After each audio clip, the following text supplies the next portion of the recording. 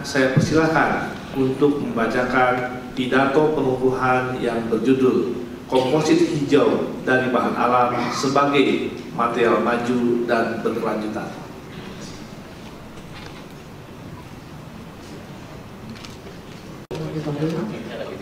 Yang saya hormati Menteri Pendidikan Tinggi, Sains dan Teknologi Republik Indonesia, Rektor, para wakil rektor, dan para kepala badan Universitas Indonesia, Ketua, Sekretaris, dan anggota Wali Amanat UI, Ketua, Sekretaris, dan anggota Dewan Guru Besar UI, Ketua, Sekretaris, dan anggota Senat Akademik UI, para dekan, pimpinan sekolah, dan direktur di lingkungan UI, dekan, para wakil dekan, dan jajaran FMIPA UI, Ketua, Sekretaris, dan anggota Dewan Guru Besar FMIPA UI, Ketua, Sekretaris, dan anggota Senat Akademik FMIPA UI, kolega dosen, tenaga pendidikan, mahasiswa, dan alumni, khususnya dari Departemen Fisika FMIPA UI, para guru besar tamu, sahabat, kerabat, dan seluruh tamu undangan yang tidak dapat saya sebutkan satu persatu.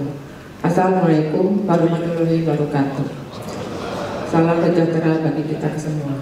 Pada kesempatan yang berbahagia ini, perkenalkan saya mengucapkan puji syukur kehadirat Allah SWT atas rahmat dan karunia yang mengantarkan kita berkumpul di sini dalam keadaan sehat dan bahagia.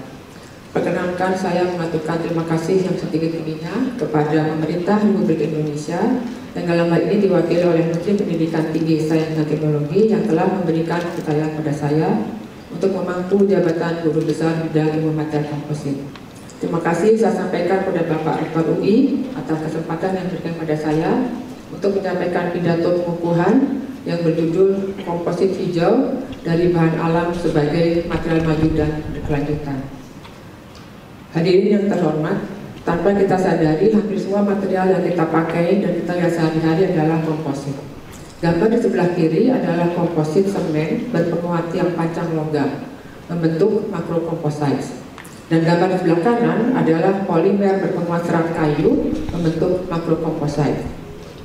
Gambar di sebelah kiri adalah komposit epoksi berpenguat serat gelas dan serat karbon membentuk mikrokomposite, dan gambar di sebelah kanan adalah komposit polimer berpenguat karbon nanotube membentuk nanokomposite. Menurut Schwartz, komposit adalah material yang terdiri dari dua atau lebih bahan penyusun yang tidak larut satu sama lainnya dan dapat dibedakan fasanya. Penyusun komposit adalah material hidup atau host yang disebut matriks dan material penguat.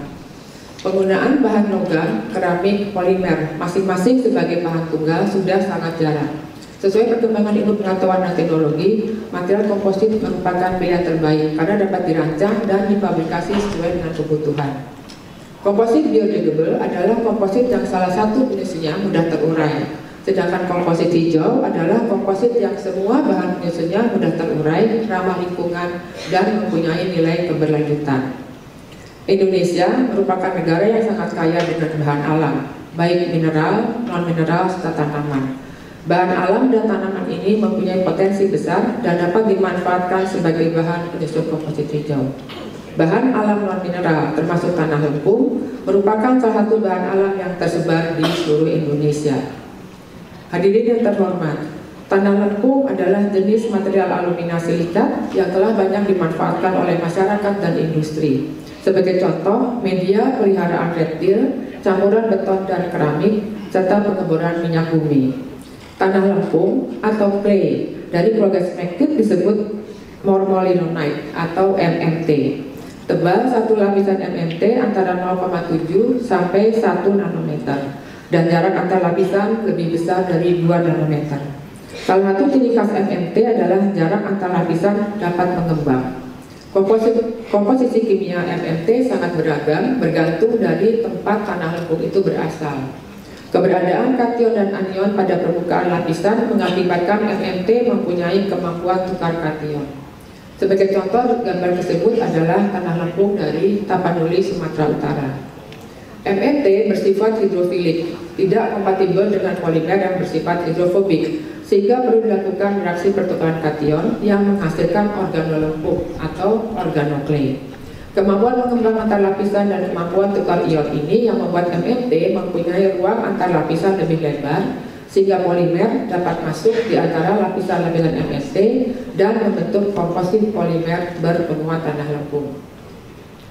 Tanah lempung Tapanuli berhasil disintesa menjadi organolempung melalui proses interkalasi ultrasonik dengan surfaktan. Hal ini ditandai dengan adanya peningkatan jarak antar lapisan dari 1,42 nanometer menjadi 2,1 nanometer, sehingga polimer dapat masuk di dalam ruang antar lapisan dan membentuk komposit epoksi berpenguat organolempung Tapanuli.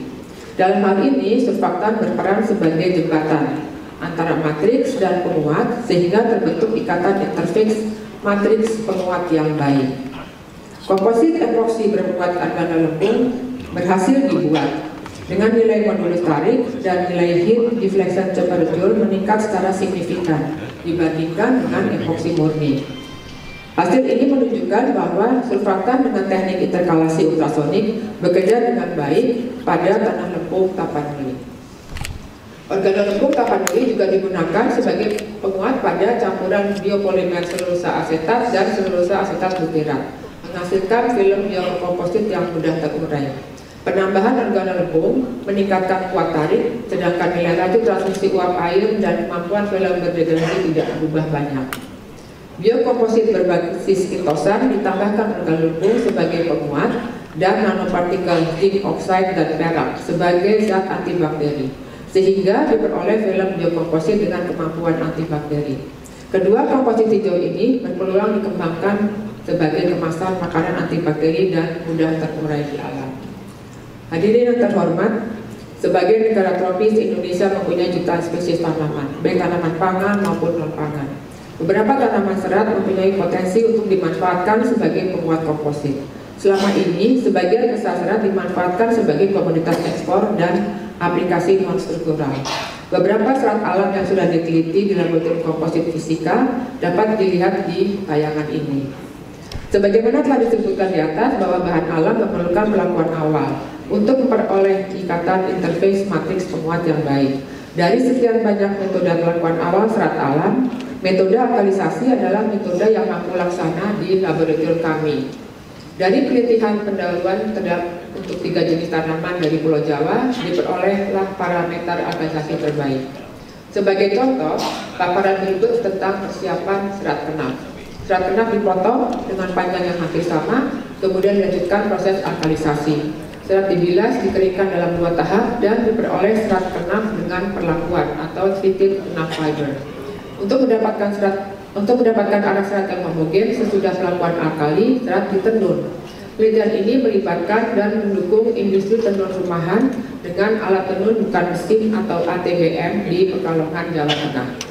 Selanjutnya, serat yang sudah ditenun digunakan sebagai penguat epoksi yang difabrikasi dengan teknik vacuum assisted resin injection atau VARI dan diperoleh lamina atau papan komposit. Nilai kuat tarik lamina meningkat 2,5 kali dibandingkan dengan nilai kuat tarik epoksi. Penelitian dilanjutkan dengan membuat sandwich composite dengan susunan yang dapat dilihat di tayangan ini. Dengan serangkaian pengujian mekanik, termal, dan fisik, baik lamina maupun sandwich composite memenuhi standar nasional Indonesia untuk papan berpenguat serat. 3 jenis bambu dari Jawa Barat juga diteliti. Setelah melalui proses alkalisasi, bambu tali dijadikan partikel sebagai penguat polipropilena. Lamina ini difabrikasi dengan metode injection molding. Papan komposit yang dihasilkan memenuhi standar nasional Indonesia untuk papan serat untuk aksesoris otomotif. Luaran dari penelitian ini adalah prototipe atau purwarupa berupa penutup mesin motor yang terbuat dari polipropilena dengan 40% fraksi berat partikel bambu. Purwarupa ini sudah mencapai tingkat kesiapan teknologi atau TKT skala 6 dari 1 sampai 9. Hadirin yang terhormat, ada 2 tantangan yang dihadapi dalam penggunaan bahan alam, yaitu yang pertama, pengambilan bahan alam bila tidak diawasi dapat mengganggu keseimbangan ekosistem. Pemakaian kembali atau reuse dan daur ulang atau recycle bahan alam menjadi hal yang sangat penting saat ini. Kedua, proses pelakuan awal dalam skala besar atau scaling up dan skala industri membutuhkan kerjasama dengan banyak pihak, seperti peneliti dari Fakultas Teknik dan Industri. Rencana penelitian berikutnya adalah komposit bermuatan tanah lempung sedang dan akan dilanjutkan dengan penggunaan matriks yang mudah terdegradasi, misalnya polimer alam atau limbah biomasa. Komposit ini mempunyai potensi untuk dikembangkan sebagai komposit non-struktural. Sedangkan penelitian komposit lamina dan sandwich composites mempunyai potensi sebagai komposit struktural. Penelitian tentang komposit lamina ini akan berlanjut dengan menggandeng peneliti dari Fakultas Teknik dan Industri untuk pengembangan konstruksi bangunan tahan gempa. Komposit dari bahan alam, baik mineral, non-mineral maupun tanaman dan limbah biomasa harus terus dilakukan. Tentunya dengan mengikuti perkembangan ilmu pengetahuan, kebutuhan pasar, keberlanjutan dari ekosistem yang seimbang. Pengelolaan bahan alam dan limbah biomasa melibatkan banyak pihak. Sebagai salah satu negara penghasil kelapa sawit dan nanas terbesar di dunia, pemanfaatan limbah dan kelapa sawit dan limbah daun nanas sebagai bahan komposit hijau menjadi keniscayaan. Dan terakhir, saya dan juga para peneliti saintek di UI berharap semoga UI senantiasa terus melengkapi fasilitas penelitian yang sudah ada dengan peralatan-peralatan yang canggih dan mumpuni.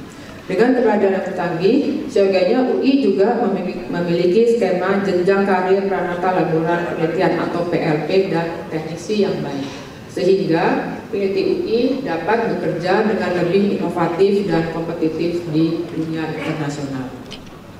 Di akhir pidato ini, izinkan sekali lagi saya mengucapkan puji syukur kehadirat Allah Subhanahu wa Ta'ala yang berlimpah. Perkenankan saya mengucapkan terima kasih yang setinggi-tingginya kepada semua pihak yang telah mendukung saya dalam melaksanakan Tridharma perguruan tinggi selama saya menjadi staf pengajar MIPA UI, sehingga dapat dikukuhkan menjadi guru besar di bidang ilmu material komposit. Saya sampaikan ucapan terima kasih kepada pemerintah Republik Indonesia melalui Mendikbudristek Bapak Nadiem Anwar Makarim MBA MBA yang telah menetapkan dan mengangkat saya sebagai guru besar di MIPA UI, dan melalui Mendikti Saintek Profesor Satrio Sumantri Bojonegoro. Saya mengucapkan terima kasih kepada Rektor UI periode 2019-2024 Profesor Ari Kunchoro beserta jajarannya yang telah memberikan bantuan melancarkan dan menyetujui pengusulan saya sebagai guru besar UI. Dan kepada Rektor UI yang sekarang Profesor Heri Hermansyah, terima kasih telah mengumpulkan saya pada hari ini. Kepada Dewan Guru Besar UI, tim PAK UI, Senat Akademik UI, Dewan Guru Besar MIPA UI, Senat Akademik MIPA UI, Dekan MIPA UI dan jajarannya, saya ucapkan terima kasih atas dukungannya. Tentunya terima kasih yang sangat besar kepada Direktur SDM UI dan tim SDM IPA yang telah membantu saya dalam menyiapkan berkas kepengurusan kenaikan pangkat. Pada kesempatan yang baik ini, saya mengucapkan terima kasih kepada orang tua saya, almarhum Bapak Yuwono dan Ibu Indraningsih Seru, serta mertua saya, almarhumah Ibu Wasjatni Wasito atas limpahan kasih sayang dan dukungan tak berhingga. Ucapan terima kasih juga saya sampaikan kepada suami saya, Wisnu Sajono Wikaso, yang telah memberikan kasih sayang, kesabaran dan dukungan sehingga saya dapat berdiri di sini pada hari ini. Untuk kedua putri kami, Dita dan Widya, terima kasih sudah memberi kesempatan kepada Ibu untuk meniti karir sebagai dosen. Terima kasih untuk adik-adik saya, Dendi, Budi, Igor, Yori, Reti, Ari. Juga semua penangkar, Arvin, Dion, dan Matio, Raffi, dan Danu, yang selalu memberikan suasana bahagia dalam perjalanan hidup saya. Terima kasih untuk adik ipar saya, Adin dan Heni, Safiti dan Adibowo, serta ponakan Via, Basolo, dan Vito. Ucapan terima kasih juga saya sampaikan untuk tante saya, Ibu Indrawati Ganjar, yang hari ini tidak dapat hadir dan menjadi panutan saya dalam meniti karir sebagai dosen. Ucapan terima kasih saya haturkan kepada Bapak Dr. Suparno Satira dari ITB, pembimbing saya yang hadir di sini pada hari ini. Makasih Pak Bapak sudah hadir. Dan juga kepada supervisor S2 dan S3 saya. Terima kasih saya ucapkan untuk seluruh guru-guru saya di SMA, SMP, dan SD Santanya Bandung. Tanpa bimbingan Bapak Ibu guru, saya tidak akan jadi seperti ini. Terima kasih yang tulus saya sampaikan kepada Profesor Yuni Kesnandi dari Departemen Kimia FIPA UI, kolaborator riset dan menjadi sahabat saya, Profesor Vivi Fauzia, teman satu kantor dan teman bertukar pikiran, serta Profesor Karimat yang selalu memberikan dukungan sehingga saya dapat dikukuhkan pada hari ini. Saya ucapkan terima kasih kepada para kolaborator riset dan semua mahasiswa bimbingan S1, S2, dan S3. Tanpa kerjasama riset dan tanpa mahasiswa tidak akan ada penelitian yang dapat saya lakukan. Saya mengucapkan terima kasih kepada Ketua Departemen Fisika FIPA UI, beserta para dosen dan tenaga pendidikan yang menciptakan atmosfer akademik sehingga lupa membuat suasana bekerja menyenangkan di Departemen Fisika. Ucapan terima kasih yang mendalam saya ucapkan kepada Prof. Dita Suciningsih dan Keluarga Besar Direktorat Pengembangan Akademik UI yang mengajarkan saya berorganisasi di tahun 2010-2011. Ucapan terima kasih yang tak hingga kepada Prof. Hana Bahtiar dan Keluarga Besar BPMA periode 2013-2020 atas kebersamaannya. Kepada kolega dari Himpunan Fisika Indonesia yang sekarang menjadi Physical Society of Indonesia, beserta L'Oreal dan tim juri L'Oreal for Women in Science, terima kasih telah memberi warna perjalanan karir saya. Terima kasih pula saya ucapkan atas ketulusan dan kebersamaan ibu-ibu penjamu FIPA dan juga para sahabat saya selama kuliah di ITB. Dan tidak lupa saya ucapkan terima kasih pada Amanda Aulia yang telah membantu saya menyiapkan semua dokumen pengukuhan. Hadirin yang terhormat, terima kasih atas kehadiran Bapak, Ibu, dan saudara semua. Saya mohon doa agar dimudahkan dalam menjalankan amanah sebagai guru besar di FIPA UI. Wassalamualaikum warahmatullahi wabarakatuh.